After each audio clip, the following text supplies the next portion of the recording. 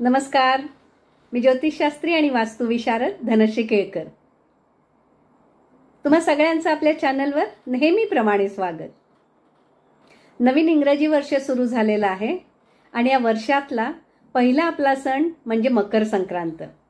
ग्रहांचा राजा रवी दर महिन्याच्या 14 किंवा 15 तारखेला राशी बदल करतो आणि रवीच्या या राशी बदलाला संक्रांत असं म्हणतात. रवी संक्रमण म्हणजेच संक्रांत. हा उत्तरायणाचा प्रारंभ असतो. खरं तर 22 डिसेंबर नंतर उत्तरायण चालू होतं, पण आपल्याकडे रवीनी मकर राशीत प्रवेश केला की उत्तरायण चालू झालं असं म्हणतात.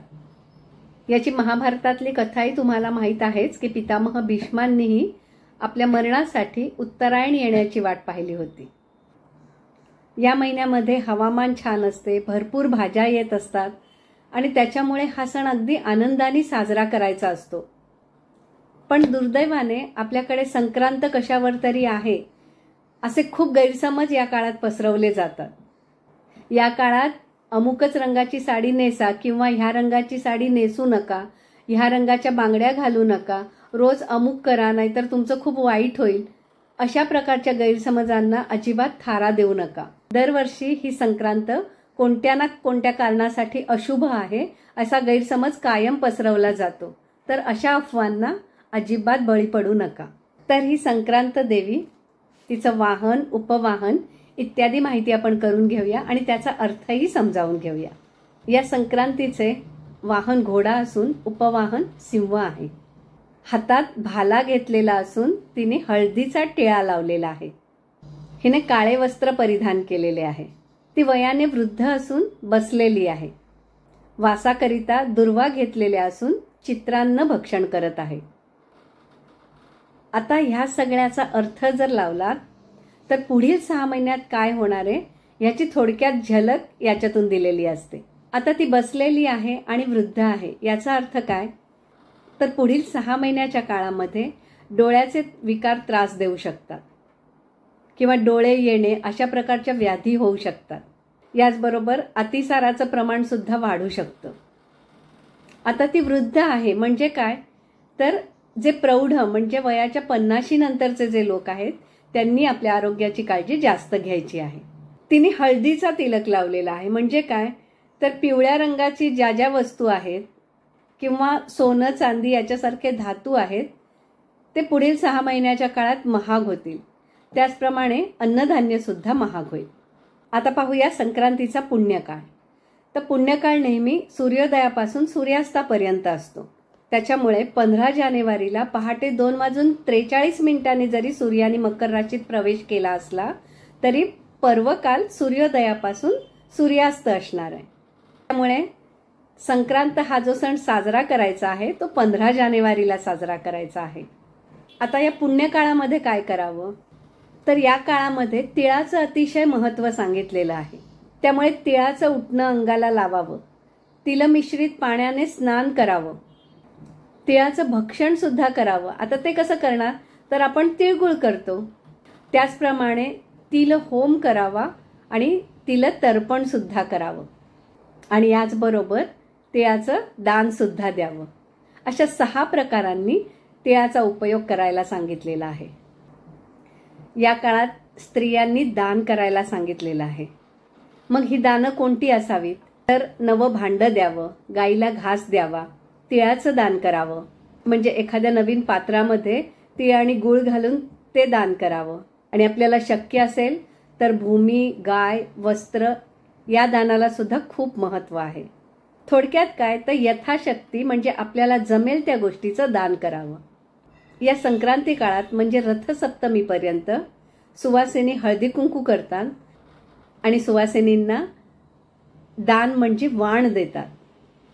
तर सगळ्यांनी लक्षात ठेवायचं आहे की हे वाण देताना प्लास्टिकच्या वस्तू कृपा करून देऊ नका. ज्या नववधू आहेत म्हणजे ज्यांचं नवीन लग्न झालेलं आहे अशा सुवासिनी सौभाग्याच्या वस्तूंचं वाण देतात. म्हणजे काय? तर बांगड्या, जोडवी, कंगवा, आरसा इत्यादी गोष्टी वाणात दिल्या जातात. या काळात खिचडीला महत्त्व आहे. ही संक्रांत सुद्धा चित्रान्न भक्षण करते. तर चित्रान्न म्हणजे काय, तर खिचडी. तर संक्रांतीचं वाण देताना खिचडी म्हणजे डाळ आणि तांदूळ सुद्धा दान करण्याचा प्रघात आहे. जसं संक्रांतीच्या पर्व काळात या गोष्टी कराव्यात, तशा कोणत्या गोष्टी करू नयेत ते पाहूया.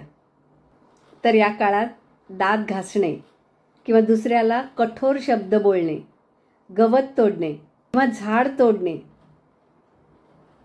याचबरोबर गाई म्हशींची धार सुद्धा काढू नये आणि कामविषय सेवनही करू नये. आता बघूया ज्योतिषीय माहिती. आता आपण पाहिलं की सूर्याने मकर राशीत प्रवेश केला की त्याला आपण मकर संक्रांत म्हणतो आणि याच दिवसापासून उत्तरायण चालू होते. सूर्याने 14 जानेवारी रोजी रात्री 26:43 म्हणजे 15 जानेवारीच्या सकाळी 2:43 मकर राशीत प्रवेश केला आहे. आपला वार सूर्योदयापासून चालू होतो. त्याच्यामुळे मकर संक्रांतीच्या दिवशी रविवार धरला जातो. त्यामुळे सूर्यसंक्रमण रविवारी झालेले आहे. म्हणजे रवीचा प्रवेश आणि त्याचाच वार, यामुळे याला विशेष महत्त्व आहे. त्याचबरोबर या दिवशी शततारका नक्षत्र, व्यतिपाद योग आणि विष्टीकरण आहे. आपल्या भारताची राजधानी दिल्ली इथले अक्षांश रेखांश घेऊन उत्तरायणाची कुंडली मांडली जाते आणि त्याच्यावरून आगामी 6 महिन्यामध्ये कोणकोणत्या घटना घडतील हे पाहिलं जातं. तर ही कुंडली तूळ लग्नाची आहे. त्यामुळे चतुर्थात रवी, षष्ठामध्ये राहू, सप्तमामध्ये गुरु, पंचमामध्ये चंद्र आणि शनी आणि व्ययामध्ये केतू आणि बुध धनु राशीत, तर शुक्र वृश्चिक राशीत आहे. यावेळेला चंद्र शनी युती होती. याला विषयोग असंही म्हणलं जातं. त्याचप्रमाणे या काळात पंचक चालू आहे. आता पंचक म्हणजे काय, तर धनिष्ठा नक्षत्राचा 3रा चरण ते संपूर्ण रेवती नक्षत्र, हा काळ पंचक असं समजलं जातं. खरं तर हे पंचक एखाद्या व्यक्तीच्या मृत्यूसमयी पाहिलं जातं.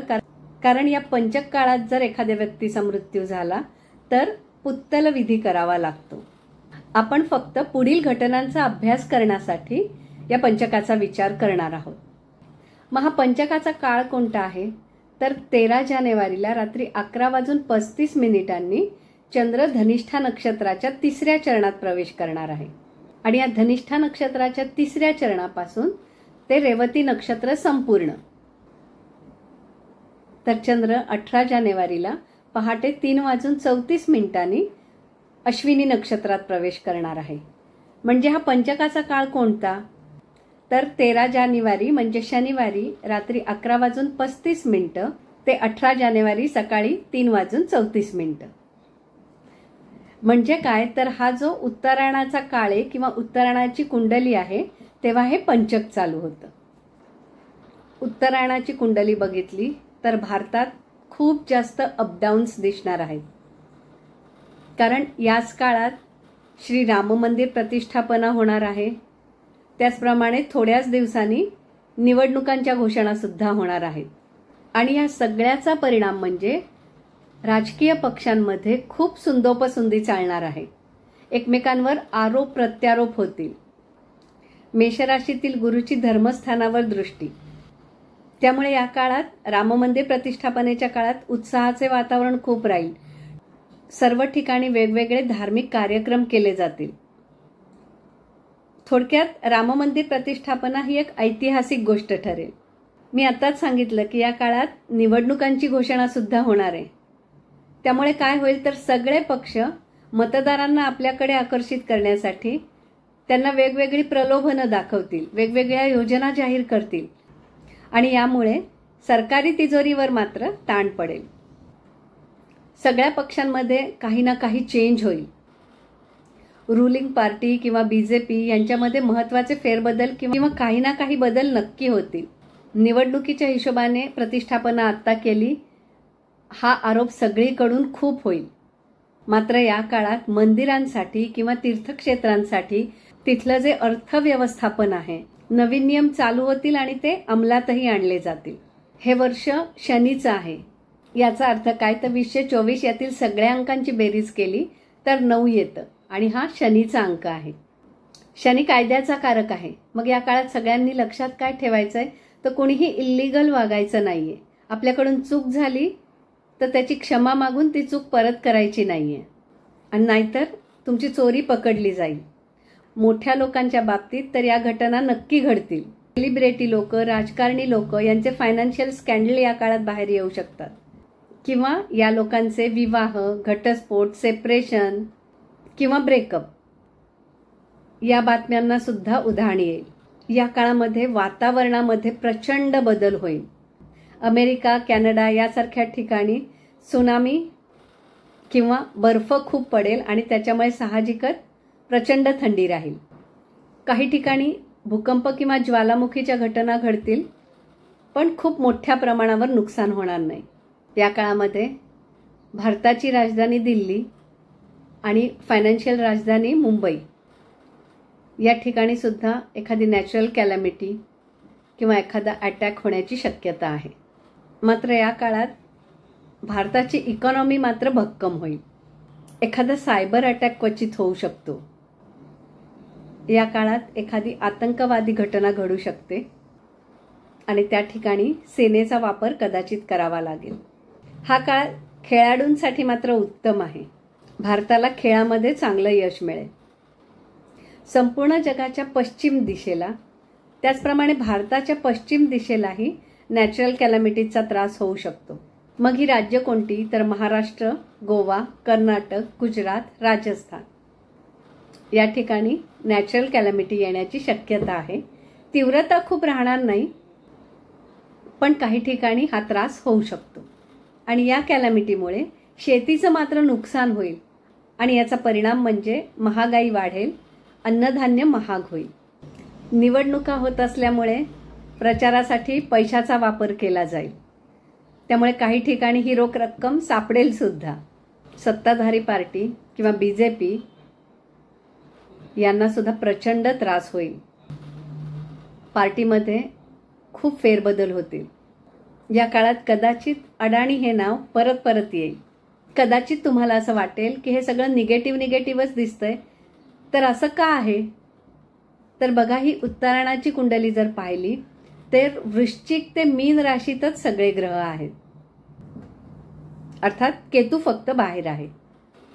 आणि सतत वाईट किंवा अशुभच घडत राहील असं नाही, तर आपल्याला काही ठिकाणी अलर्ट राहायचंय. कुठे अलर्ट राहायचंय, तर सगळ्यांनी आपली तब्येत सांभाळायची.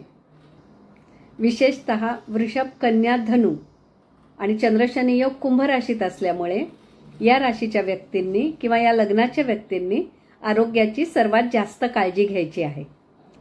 या काळात जे लोक शेअर मार्केटमध्ये पैसे गुंतवत आहेत त्यांनी सांभाळून गुंतवा. खूप अप्स आणि डाऊन्स राहणार आहेत, पण ट्रेंड तेजीकडेच राहील.